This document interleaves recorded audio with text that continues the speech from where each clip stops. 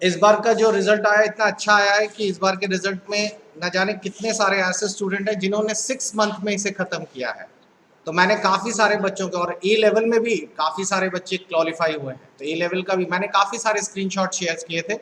अगर आप मेरे टेलीग्राम चैनल को फॉलो करते हैं तो उसमें आपको दिखेंगे। मैं थक गया था स्क्रीन शेयर करते करते, फिर मैंने बंद कर दिया।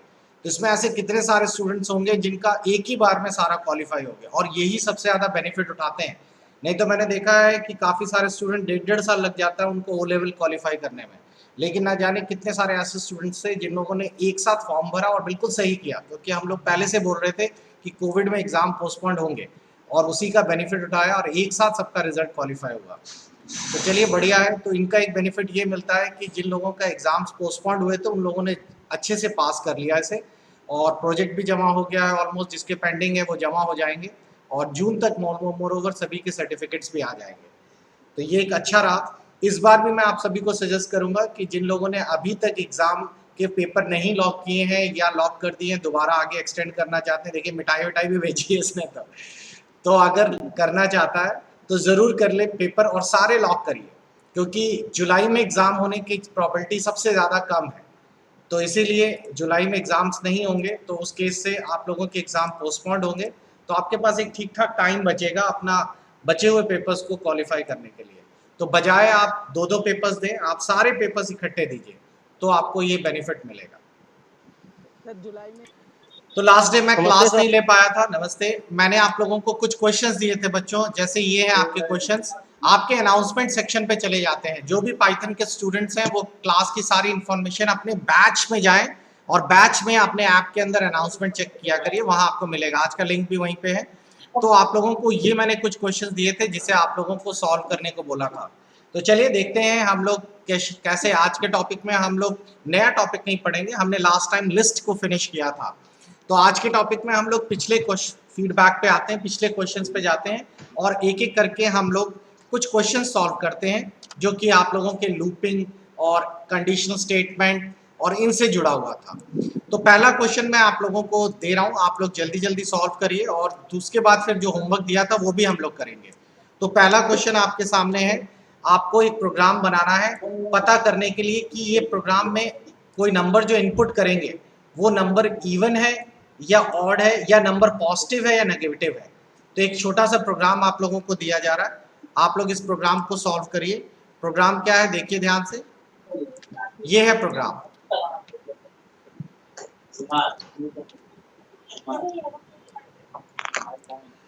तो प्रोग्राम है ये। हैश सबको पता है ना, हैश क्या शो करता है बताइए? सर कमेंट कमेंट शो करता है। प्रोग्राम है कि आपको चेक करना है कि आपने जो नंबर डाला है वो पॉजिटिव है, नेगेटिव है या जीरो है। आपको याद हो मैंने एक प्रोग्राम आपको बहुत पहले करवाया था इवन और ऑड पता करने के लिए, सभी को ध्यान है? तो आज आप लोग बताएंगे कि कोई नंबर पॉजिटिव है या नेगेटिव है या जीरो है। ये कैसे पता चलेगा बच्चों? थोड़ा सा आइडिया लीजिए। बहुत ही सिंपल है। If x is greater than 0, अगर x जो यूजर ने डाला है अगर ये नंबर 0 से जाता है तो आपकी स्क्रीन पर क्या लिखकर आएगा? पॉजिटिव। और अगर ऐसा नहीं होता है, एल्स इफ अगर ये नंबर बराबर 0 होता है तो क्या लिखकर आएगा? 0। और अगर ये कंडीशन दोनों गलत हो जाती हैं तो क्या लिखकर आएगा? एल्स में क्या लिखकर आएगा? नेगेटिव। भाई अगर कोई नंबर यूजर से मांगे x, अगर वो x 0 से बड़ा है तो बट नेचुरल है वो नंबर पॉजिटिव है। अगर वो नंबर 0 के बराबर है तो वो नंबर 0 है, और अगर वो नंबर 0 से कम है तो वो नेगेटिव है। छोटा सा प्रोग्राम है, कंडीशनल स्टेटमेंट पर बेस्ड है। तो चलिए आप लोग जल्दी से इसे सॉल्व करिए, और मुझको अपना कॉपी का फोटो खींचकर जल्दी से सेंड करिए या जल्दी से शेयर करिए। बनाइए जल्दी जल्दी। ओके, कैंडिडेट ने एक स्क्रीन शेयर की। बेटा ये सी प्रोग्रामिंग थोड़ी चल रही है जो तुम प्रिंट एफ लिखे हुए हो। शिवम जी ये तो हम लोगों का पाइथन चल रहा है, पाइथन में ऐसे नहीं लिखा जाता ना। प्रिंट एफ कमांड कहाँ है? प्रिंट कमांड यूज किया जाता है। इसमें नेगेटिव नंबर कैसे दिखा देगा? आप खुद ही सोचिए। x इज इक्वल टू है तो ये तो 0 होगा ना। नेगेटिव तो तब होगा जब x की वैल्यू लेस देन 0 होगी। तो इसमें एक और कमांड लगेगा, और इफ एल्स ऐसे नहीं लिखा जाता है, एलिफ लिखा जाता है। तो अगर आप लोग ने इफ वाला कंडीशन वाली स्टेटमेंट पढ़ी है तो आपका ये एल्स इफ लिखने का तरीका गलत है। और कोई दूसरा कैंडिडेट दिखा है जिसने ये कर लिया हो? हाँ, ये प्रोग्राम सही बनाया है, सुरभि ने तैयार किया है, प्रोग्राम सही है। और मैं चलिए दिखा देता हूँ, इन्होंने बिल्कुल परफेक्ट बनाया है, थोड़ा सा ब्लर्ड है, कोई बात नहीं। चलिए देखिए आप लोग बच्चों, बहुत ही सिंपल सा कंसेप्ट था। स्क्रीन पर ध्यान दीजिए। सबसे पहले यूजर से एक्स की वैल्यू यूजर से मांगी जाएगी, एक्स की वैल्यू यूजर से इनपुट कराई जाएगी। तो हम लोगों ने एक्स ले लिया या नम ले लिया, कोई भी चीज़ एक ले ली, और उसके बाद हम लोगों ने दिखा दिया ये इंटीजर है, आप फ्लोट भी ले सकते हैं। इनपुट कराया और स्क्रीन पे लिख दिया एंटर एनी नंबर, सिंपल, और ये ब्रैकेट क्लोज। अब यहाँ इफ कंडीशन रहेगी, if num is greater than 0, ये कंडीशन पहले लिख दी। बताइए इसके बाद प्रिंट क्या होगा? अगर पॉजिटिव, ठीक है। क्या ये प्रिंट सही लिखा है या इफ के नीचे लिखा जाएगा? यहाँ पर सर सही लिखा था। हाँ, ये अगर आपने नीचे लिख दिया तो वो इंडेंटेशन की एरर आ जाएगी। एल्स जो है वो इफ के नीचे आ जाएगा। तो यहाँ पे लिख दिया एल इफ, और फिर लिख दिया नम बराबर में 0। अगर ये कंडीशन सही होती है तो आप क्या प्रिंट करेगा? 0। Sir print 0। और फिर बचा हुआ है हमारा कौन सा है? एल्स। बच्चों ये स्पेस को जरूर ध्यान रखिएगा, ये टैब की बहुत इंपॉर्टेंस है, क्योंकि पाइथन जो है वो इंडेंटेशन बेस्ड लैंग्वेज है। और ये हो गया हमारा नेगेटिव। लीजिए हमारा प्रोग्राम हो गया पूरा। तो अगर आप लोग चेक कर रहे होंगे तो इस प्रोग्राम में साफ साफ दिया गया है कि अगर आप लोगों के नंबर्स 0 से ज्यादा है तो पॉजिटिव, वरना 0 और नेगेटिव। ये पूरी तरीके से एल्स पर बेस्ड है। और लीजिए मैं इसको रन कराता हूँ। यहाँ बोल रहा है एंटर नंबर, मैंने डाला 6 तो दिखा रहा है पॉजिटिव, बिल्कुल सही है। उसके बाद मैं प्रोग्राम को फिर से रन कराता हूँ और इस बार मैंने डाला -2 तो दिखा रहा है नेगेटिव। प्रोग्राम सबको समझ आ गया बच्चों? जी सर। कोई डाउट तो नहीं है? सिंपल सा प्रोग्राम था। इसके आधार पे इवन और ऑड वाला भी आप लोग बना सकते हैं। इवन ऑड वाला भी बड़ा आसान है। चलिए अगला प्रोग्राम हम लोग बनाने जा रहे हैं, और इस प्रोग्राम में नेक्स्ट प्रोग्राम जो है उसमें हमें पता करना है लीप ईयर है कि नहीं। तो आप लोग बनाएंगे अगला program to find the leap year. मुझे बताइए लीप ईयर क्या होता है? सर जिसमें 366 डेज होते हैं। ठीक है, कैसे आप मैथमेटिकल पता करते हैं कि ये पर्टिकुलर ईयर जो है वो लीप ईयर है? सर 4 से जो डिवाइड होता है 4 साल में एक बार। नहीं वो तो सही है, 4 साल में।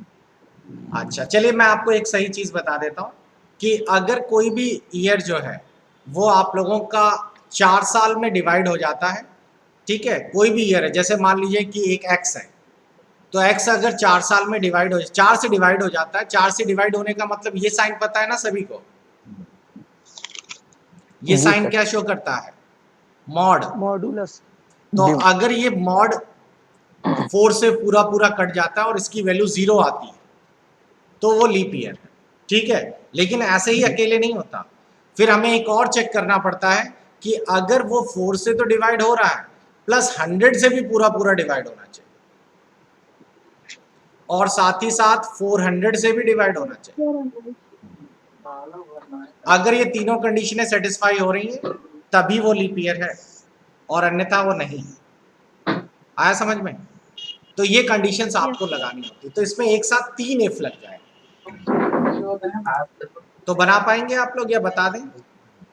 सर पाइथन पे किए हैं, दिखाएं जब कल आप होमवर्क दिए थे। अरे फिर तो बहुत ही स्मार्ट है बच्चा हमारा। चलो देख लेते हैं, 1 मिनट रुकिए जरा। हाँ दिखाइए अगर आपने बना रखा है। सर दिखाएं।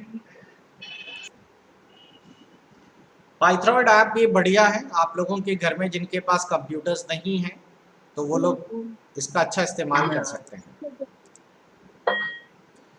बिल्कुल सही लग रहा है। ईयर इनपुट किया यूजर ने, इफ और ये कर दिया। अगर 400 से है और 4 से है एंड 100 से नहीं है, ठीक है। और उसके बाद प्रिंट कर दीजिए लीप ईयर, एल्स प्रिंट कर दीजिए ये। चलिए रन कराइए इसे, कोई भी ईयर डालिए। ना एक बात होगी। ठीक है, 2000 लीप ईयर होता है। हाँ, कोई और डालिए, 2001 डालिए।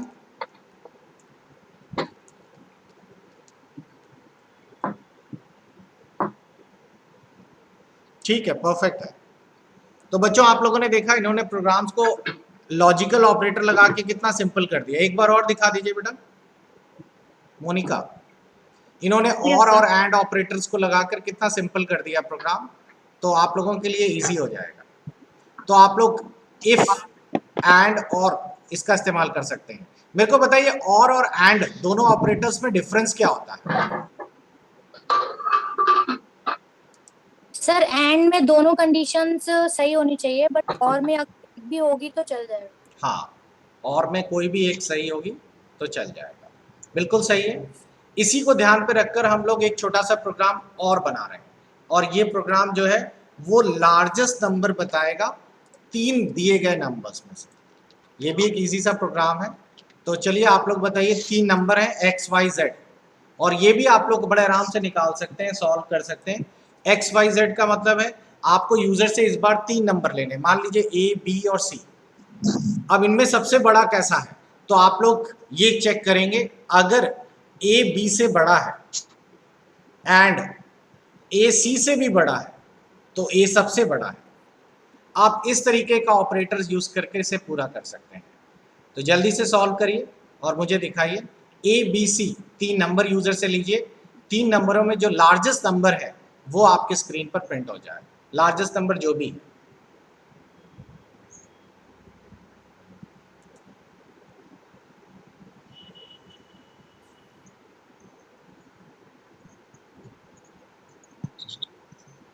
सर ये देखिए, ओके, तो इसमें इन्होंने नंबर 1 को फ्लोट मानकर पहले नंबर इनपुट कराया, नंबर 2 इनपुट कराया, नंबर 3 इनपुट कराया। num 1 is greater then num 2 and num 1 is greater then num 3। Largest num 1 है। num 2 अगर ग्रेटर देन num 1 है और num 2 ग्रेटर देन num 3 है तो लार्जेस्ट num 2 है, बचा हुआ num 3 है, लार्जेस्ट प्रिंट कर दो। बिल्कुल सही है, 100% परफेक्ट है, बिल्कुल सही बनाया है। जरा इसको प्ले करके भी दिखा दीजिए। यस कोई भी सर, कोई भी नंबर डाल। हाँ हाँ, कोई भी नंबर डाल दीजिए।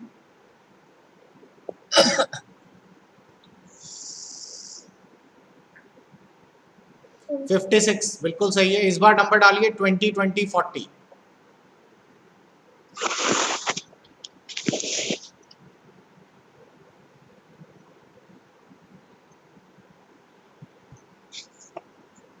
सही है, ये भी बिल्कुल परफेक्ट बना है आप लोगों का बच्चों, और ये बनाया है मोनिका ने।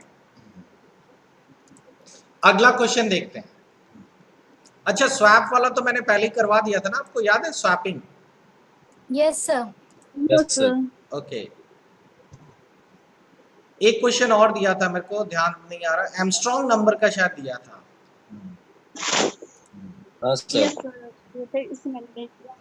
एक सेकंड। Yes sir. तो नेक्स्ट क्वेश्चन है हमारे पास सम ऑफ सीरीज का। बहुत ही इजी सा प्रोग्राम था। आपको एक सीरीज दी जा रही है 1 2 3 4 n तक, और आप लोगों को बताना था कि सम ऑफ सीरीज का आउटपुट क्या आएगा। ये है प्रोग्राम, ध्यान से देखिए। सीरीज हमारी ये थी 1 + 2 + 3 और dot dot dot dot n। बच्चों ये सीरीज सभी में एक जैसे ही काम करती है, यानी कि अगर आप लोगों ने एक बार सीरीज का प्रोग्राम अच्छे से सीख लिया तो कोई भी सीरीज हो आप लोग उसका सम निकाल पाएंगे, उसका मल्टीप्लिकेशन कर पाएंगे। अब एक एग्जांपल लेके चलते हैं। जैसे मान लीजिए कि इस प्रोग्राम में आपको बोला गया कि इस सीरीज का आउटपुट बताइए, तो n की वैल्यू यूजर अगर 5 दे देता है तो आपका सम प्रिंट होना चाहिए 1 + 2 + 3 + 3 + 4 + 5। ये है इसका आउटपुट। अगर n की वैल्यू यूजर 10 दे देता तो 1 से लेके 10 तक का आउटपुट निकल आए। तो हमारा प्रोग्राम यही था कि सम ऑफ सीरीज 1 से लेके n तक के नंबर्स का सम निकाल कर आए। तो अगर इसमें लॉजिक लगाया जाए तो इसमें इफ लगेगा या फॉर लगेगा, पहले तो ये बताइए।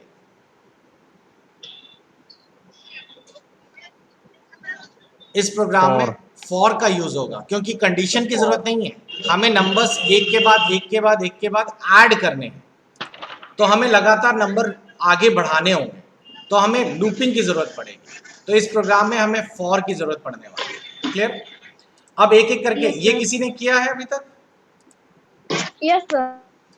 चलिए इस बार मैं प्रोग्राम सॉल्व करता हूँ, आप लोग हेल्प करिएगा जिसने जिसने भी किया होगा। तो सबसे पहले हम प्रोग्राम शुरुआत करते हैं।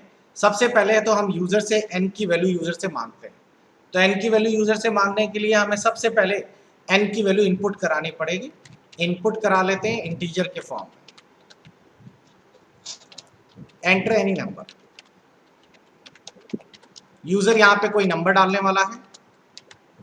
अब हमें जरूरत पड़ेगी एक सबसे पहले लूपिंग चलाने की, तो हमें लूपिंग फॉर से शुरू करते हैं। फॉर आई इन रेंज, याद है सभी को? जी सर। कहां से शुरू हो लूपिंग? कहां से शुरू हो? फॉर का लूप कहां से शुरू हो? 1 से। और सर वन और कहां तक चले? n तक चले। लेकिन अगर मैं n लिख देता हूं तो क्या n कवर करता है वो? नहीं। लूपिंग जो चलती है, जैसे n की वैल्यू मैंने 5 दे दी, ठीक है, यहां पर n की वैल्यू 5 है, तो 1 से 5 तक चलेगा या 1 से 4 तक चलेगा?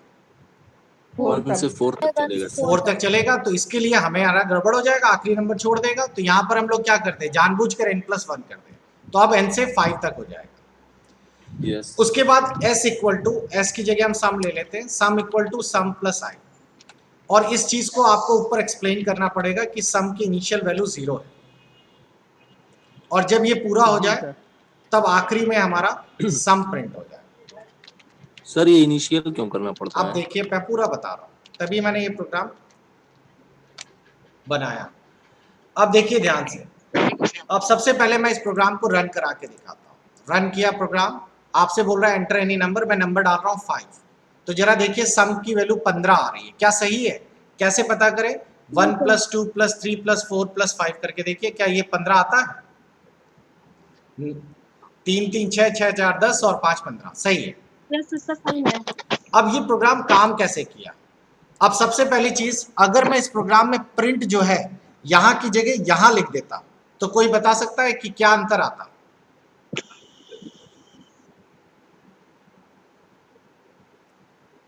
सर कोई अंतर नहीं आएगा ना सर। क्या ये प्रिंट अब फॉर का पार्ट है या फॉर के बाहर हो गया, बॉडी से बाहर है? फॉर की बॉडी है सर। अब ये फॉर की, Indentation error हो हाँ, जाएगा। फॉर की बॉडी में आ गया है। अब आपके ये हर बार फॉर के लूप में ये दिखाई देगा। देखिए इस तरीके से, पहली बार आई की वैल्यू जब 1 थी तो 1 प्रिंट हुआ सम, दूसरी बार आई की वैल्यू जब 2 हुई तो भी सम प्रिंट हुआ। आया समझ में? इसीलिए हम अगर हर बार इसको प्रिंट नहीं करना चाहते तो इसको फॉर की बॉडी से बाहर कर दिया। अब इस प्रोग्राम को पूरा समझना बहुत आसान है। सबसे पहले n की वैल्यू हमारी यहाँ पर क्या है? 5 यूजर ने डाली है। अब शुरुआत करते हैं। i की वैल्यू हम लोग यहाँ पे लिखने जा रहे हैं। i की वैल्यू सबसे पहले कितनी होगी? 1 2 3 4 एंड 5, यहीं तक तो होगी 5। सबसे पहले इनिशियली सम कितना था? सबसे पहली वैल्यू सम की कितनी थी? 0। अब जरा बताइए इस स्टेज में सम की वैल्यू कितनी हो जाएगी? 1। सम की वैल्यू, पुराना वाला सम कितना है? 0, और प्लस आई कितना है? 1। तो 0 + 1 यहां कितना हो जाएगा? 1 हो जाएगा। ठीक है। 1। अब लूप चला गया ऊपर, आई की वैल्यू आ गई 2। अब जरा बताइए सम की वैल्यू कितनी होगी? 3। सम की वैल्यू, पुराना वाला सम कितना है? पुराना वाला सम 1 है ना, 1 और 1 के साथ आई की वैल्यू जुड़ गई तो कितनी बन गई? 3। अब चलिए आई का थर्ड लूप लेते हैं। आई का थर्ड लूप हो गया, आई इक्वल टू 3। अब sum equal to sum plus I, पुराना वाला सम कितना है? पुराना 3 था। 3 था, और आई कितना है? 3 आई भी 3 है। तो दोनों जुड़कर कितने हो गए? 6। 6। अब आई का कौन सा लूप चलेगा? 4। चौथा लूप। अब इस बार सम प्लस आई कितना हो जाएगा? 10। इसी तरह अगला वाला कितना हो जाएगा? 15। आया समझ में कैसे चला? 15। अगर सम की वैल्यू हम 0 ना मार्क करते तो पहला लूप ही नहीं चल पाता। पहले सम की वैल्यू उसको पता ही नहीं होती, तो सम प्लस आई कैसे लेता वो। तो इस तरीके से आपका सम ऑफ द सीरीज सॉल्व होती है। और आपने देखा अगर मैंने ये सम प्रिंट इसके अंदर कर देता था तो ये वाले सारे प्रिंट कर दिए थे उसने। तो सभी को क्लियर हुआ कैसे करना है? अब थोड़ा सा दिमाग लगा दीजिए और इसी में अगर मैं यहाँ पे लूपिंग में थोड़ा सा डिफरेंस कर देता हूँ और सीरीज में यहाँ से इसकी जगह ये कर देता हूँ 1 + 1/2, 1 + 1/3, 1/4, 1/n की सीरीज है। तो जरा मुझे बताइए कि अगर 1/n की सीरीज है या आगे चल के हम लोग फैक्टोरियल सीरीज, साइन सीरीज, कोई भी सीरीज निकाल पाएंगे, तो ये मेरे को बताइए अब मेरे को इसमें क्या बदलाव करना पड़ेगा? सर सम प्लस आई है, यहाँ पर 1/i हो जाएगा। तो सर 1/2 कर देना। तो यहाँ 1/i हो जाएगा। 2 नहीं कर सकते ना, क्योंकि n की वैल्यू तो लगातार, i की वैल्यू तो लगातार चेंज हो रही है ना। तो पहली बार i की वैल्यू 1 होगी तो वहां पर 1/1 हो गया, फिर 1/2 हो गया, 1/3 हो गया और उसके बाद 1/n हो गया। तो सभी को क्लियर हो रहा है बच्चों सम ऑफ सीरीज कैसे निकाला जाता है? तो ये भी बड़ा आसान है। आप लोगों के लिए एक छोटा सा होमवर्क भी है, आप लोग इसमें फैक्टोरियल निकालेंगे। फैक्टोरियल कैसे निकाला जाएगा? फैक्टोरियल का पता है ना सभी को, 1 × 2 × 3 × 4 और × n तक। तो बहुत ही सिंपल है, जरा दिमाग लगाइए, अभी निकल आएगा। फैक्टोरियल निकालना है तो कैसे निकाला जाए? क्या बदलाव होगा फैक्टोरियल के लिए? n की वैल्यू तो यूजर से हमने ले ली, यहां पर इस बार सम नहीं निकालेगा, इस बार फैक्टोरियल निकालने के लिए to find the factorial. Factorial में आप लोगों के फैक्टोरियल सबको पता है ना, यूजर से n की वैल्यू मान लीजिए मैंने 4 ली, तो 4 का फैक्टोरियल कितना होता है? 24 सर। यही तो होता है। 4 को 1 के साथ 4 × 3 × 2 × 1 जब तक 1 ना आ जाए मल्टीप्लाई कर दीजिए। तो 4 × 3 4 3 12 12 2 24। अब ये कैसे निकाला जाए? सोचिए, यहां मल्टीप्लाई हो रहा है, सम नहीं हो रहा। तो सर यहाँ पर सम लिखा है, यहाँ पर फैक्ट बराबर 1 आएगा। चलो यहाँ पर हमने फैक्ट कर दिया, फैक्ट बराबर 1 कर देते हैं जी। फॉर i इन रेंज ये ऐसा ही रहेगा सर। आगे बताइए। फैक्ट बराबर फैक्ट और मल्टीप्लाई कोष्टक में i। ठीक, और प्रिंट करा दो फैक्ट। अब जरा इस ब्रैकेट प्रोग्राम में i को रन कराते हैं और मैंने इस बार प्रोग्राम में 4 दिया, तो देखिए आंसर 24 आ गया। ये कैसे काम कर रहा है? ये भी बिल्कुल वैसा ही है, यहाँ i का लूप चल रहा है और यहाँ फैक्ट का है। बस आप लोगों ने डिफरेंस क्या किया, 1 2 3 4। सबसे पहले i की वैल्यू 1 है, जरा बताइए फैक्ट की वैल्यू कितनी होगी? पुराना फैक्ट 1 है, तो 1 × i यानी 1 × 1 फैक्ट कितना हो गया? 1 हो गया। i की वैल्यू अगली बार कितनी हो गई? 2। सेकेंड लूप में 2 हो गई। अब फैक्ट कितना है? फैक्ट इक्वल टू पुराना वाला फैक्ट इनटू i, तो कितना हो गया? 2। i की वैल्यू जब 3 आ गई, अब बताइए फैक्ट कितना हो गया? 6। और जब i की वैल्यू 4 हो गई तो 24। ठीक है। तो सभी को समझ आ गया फैक्टोरियल कैसे काम कर रहा है? Yes sir. सर जब प्रिंट को क्या पूछ रहे हैं? सर जब प्रिंट को सर फॉर की बॉडी बना देंगे तो क्या होगा सर? तो हर बार जितना आपका लूप मैंने फैक्ट वाले जितने भी टेबल में लिखे थे वो सब प्रिंट हो जाएंगे, क्योंकि वो प्रिंट उसकी स्टेटमेंट का पार्ट हो गया ना। ये देखिए, ठीक सर। तो बच्चों सर ये इसमें अगर हम हाँ बताइए सर इसमें अगर हम 0 का निकालें तो क्या आएगा? तो फैक्ट 0 को अगर आप कैसे निकालोगे, अगर यहाँ पे एंटर द वैल्यू ऑफ 0 कर देते हैं, ठीक है, देखिए अगर हम लोग यहाँ पे फैक्टोरियल में 0 डाल देते हैं तो देखिए 1 हो गया।